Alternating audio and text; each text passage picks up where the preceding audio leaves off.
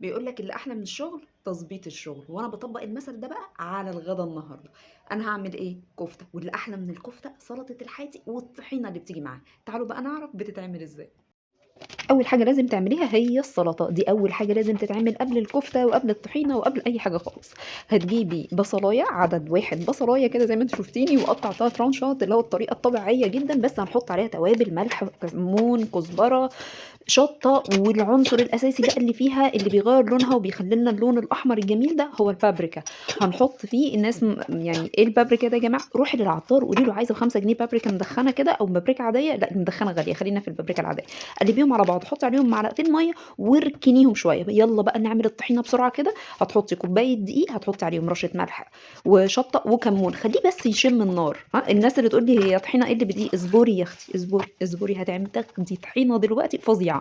نزّلي عليها كوباية مَيّة، هتتقلب معاكِ كده عاملة زي العجينة والفطيرة. ما تيأسيش، أين روح المغامرة؟ قلّبي كويس تاني، هتنزّلي نُص كوباية مَيّة وكل ده على نار هادية. افضلي قلّبي، قلّبي، قلّبي، قلّبي، قلّبي، قلّبي، قلّبي، هتحسّي إنها محتاجة مَيّة تاني، لإن كوباية الدقيق اللي عندي احتاجت حوالي كوبايتين مَيّة بس مش من الكوبايات الكبيرة، كوبايات الشاي العادية اللي إحنا بنسميها خمسينة بمعنى أصح. حطيت عليها إيه، معلقة طحينة يتيمة كانت باقية عندي في علبة الطحينة. قلّبي كويس كده، حسّيت إنها لسه مكلكعة، طفّيت النار. بعد ما قلبتها ضربتها في الخلاط. تعالي بقى شوفيها. يا خرابي! شُفتِ سايحة ورهيبة، عمرِك ما هتشتريها من برّه تاني، وعملت معايا كمية كويسة جدًا، جدًا، جدًا. حطّها بقى في التلاجة عشان خاطر أورّيكم الكفتة بتاعتي. شُفتِ الكفتة بتاعتي منوّرة قمر، قمر، قمر. لو عايزة الطريقة اكتبي لي في التعليقات. تعالي بقى نكمّل السلطة اللي هي الأساسي معانا. خلاص البصل يعني قعد كده ساعة في التتبيلة بتاعته.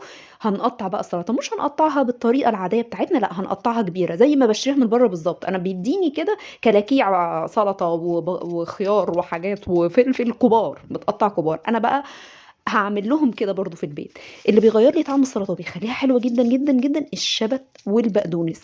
وأنا اكتشفت إن الشبت في السلطة بيدّي طعم مش طبيعي غير البقدونس خالص. لأ الشبت هو العنصر الأساسي بجد. يعني جيبي شبت اركني بقدونس. بس أنا جِبت بقدونس فحطيته. قلّبتهم، هازوّد عليهم نُص كوباية. تعالي بقى أورّيكِ، شايفين اللون؟ أهو اللون الويسكي الحلال يا جماعة. قلّبيه، حطيه بقى.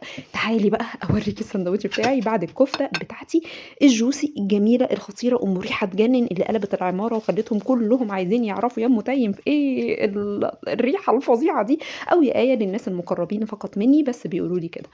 هاعمل إيه، هاجيب ساندوتش زي اللي أنا باروح أشتريه من الراجل، حطيت فيه بقى سلطة، حطيت فيه فرشة كده من البقدونس والشبت. نزّلي بقى الكفتة. شايفين الكفتة رهيبة، رهيبة بجد، بس كانت سخنة أوي، أوي، أوي، أوي. أنا بس عايزة يعني هاحاول أورّيها لكم من جوّه. بجد أنا ما كنتش قادرة أستحمل، بجد ريحتها مش طبيعية. حطيت عليها حبة بقى من الطحينة الرهيبة بتاعتي. هادوق بقى. لأ دُقت وكلت وكنت يعني كنت عايزة أقفل الفيديو بسرعة جدًا عشان أكمل الساندوتش. بجد